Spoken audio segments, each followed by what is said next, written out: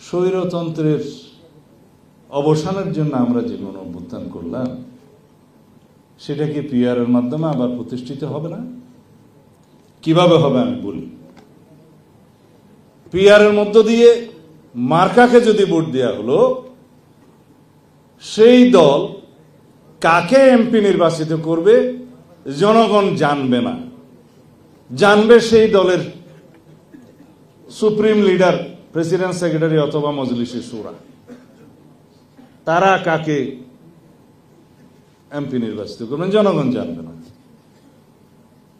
তাহলে স্বৈরতন্ত্রটা কে প্রতিষ্ঠিত করলো? পার্টির নেতা। এখানে একজন বক্তা বলেই গিয়েছেন, পিআরএ কে এমপি হবে সেটা যদি দলের প্রেসিডেন্ট, সেক্রেটারি ঠিক করে, দলের স্ট্যান্ডিং কমিটি ঠিক করে, তাহলে তাদেরকেই নমনম করলে হলো, আর কাউকে তো বোঝার দরকার নাই, এমপি হয়ে যাবে।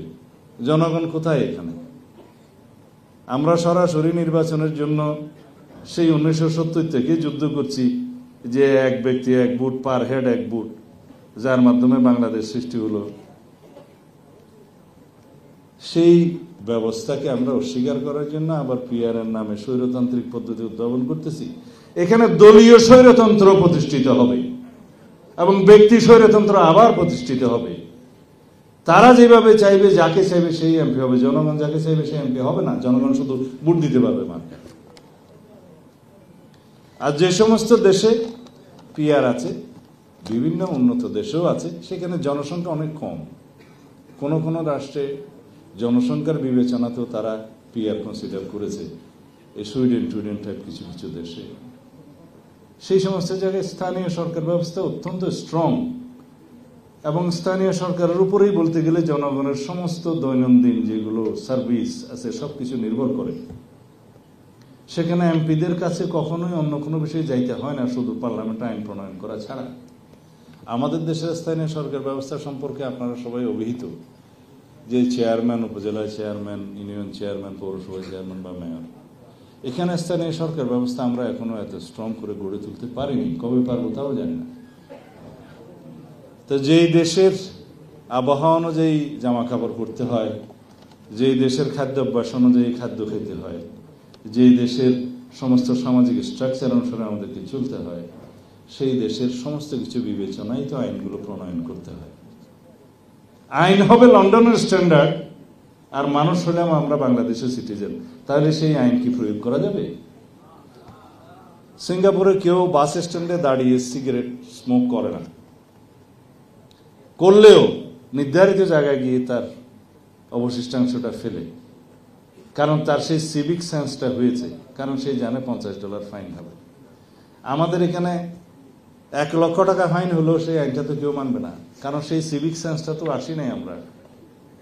তো সুতরাং এই যে সামাজিক অবস্থার বিবেচনায় ফান্ডামেন্টাল রাইটসের ডিসিশনগুলো দিতে হয়, সেটা আমি আমাদের কনস্টিটিউশনাল ল উপরে যিনি সবচেয়ে বড় বই লিখেছেন, অ্যাটর্নি জেনারেল সাবেক মাহমুদুল ইসলামের বই থেকে বলছি, যে আমাদের জুডিশিয়ারি চিন্তা করতে হবে, প্রিফেসের ফার্স্ট প্রিফেসের একদম সেকেন্ড প্যারায়, যে যখন ফান্ডামেন্টাল রাইটসের ইমপ্লিমেন্টেশনের বিষয়ে জাজমেন্ট হবে, তখন যেন আমরা বাংলাদেশের সোশ্যাল এবং ইকোনমিক কন্ডিশনটাকে বিবেচনা করে সেই জাজমেন্ট দিই, সেই কনটেক্সটে দিই।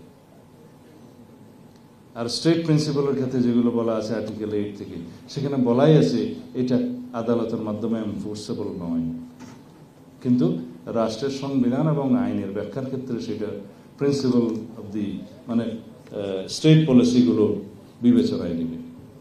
তো এগুলো সব আমাদের দেশের বিবেচনায় বলা হয়েছে, আমাদের জনগোষ্ঠীর কালচারের উপর বিবেচনা বলা হয়েছে।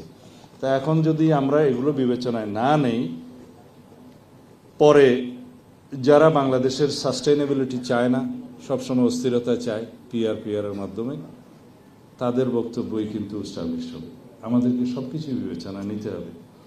আমাদেরকে জানতে হবে কে আমাদের এমপি হবে।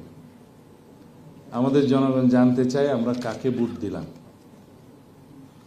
আমাদের জনগণের কাছে জনপ্রতিনিধির যে জবাবদিহিতা, সেটা বজায় থাকতে হবে। সুতরাং আমার এক ভাই বলে গেল, ব্যারিস্টার রাগিব মনে হয়, যে ভোট দিলাম সন্দ্বীপে, এমপি পেলাম মালদ্বীপে। আসলে এটা জনগণেরই বক্তব্য, আমার নিজের ইনভেনশন নয়।